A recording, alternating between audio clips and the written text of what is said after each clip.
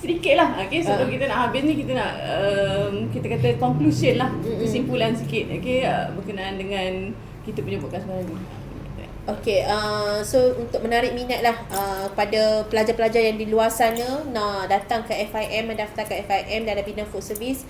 Seperti mana yang anda semua tahu, di FIM kita ada kursus perkhidmatan makanan, dan juga kita ada sijil kehadiran perkhidmatan makanan juga. So kalau pelajar diploma, anda boleh datang ke FIM dan adalah kita beri syarat-syarat dia lah untuk masuk ke FIM.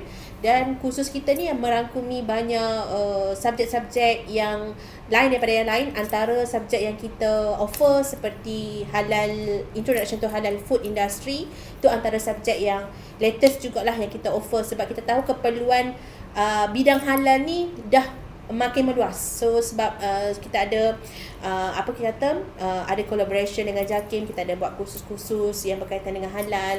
So kita nak menarik minat pelajar-pelajar yang berminat untuk masuk bidang food service. Selain itu kita juga ada course atau kita kata subjek berkaitan dengan law, legal aspect, accounting, dan kita ada juga subjek-subjek berkenaan dengan kita kata pengurusan lah. So bagi pelajar-pelajar kat luar sana, jom sertai FIM untuk join kursus perkhidmatan makanan, kursus pengurusan perkhidmatan makanan. Okay? Tapi yang pastinya kalau diorang masuk FIM ni, diorang akan jumpa kita, betul? Ya, betul. Kita lah. Ni tenaga kami adalah pengajar. pengajar paling vogue sebabnya macam ni lah. Okay. Macam ni lah. Kalau Encik Syafi ada apa? Kalau saya senang je. Kalau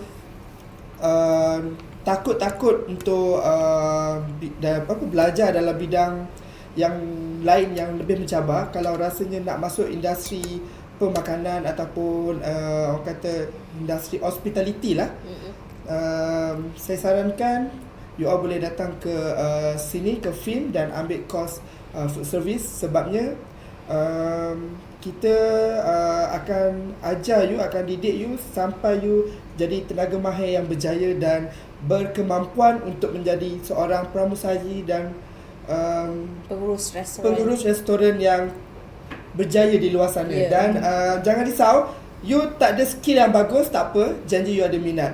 Rajin. Skill you kita boleh asah sampai tajam setajamnya. Jangan risau. And then satu lagi, jangan risau, di FIM ni pengajar-pengajar di sini semua pengajar yang berpengalaman dan kebolehan. So jangan risau. So tunggu apa lagi, adik-adik di sana, jom join FIM.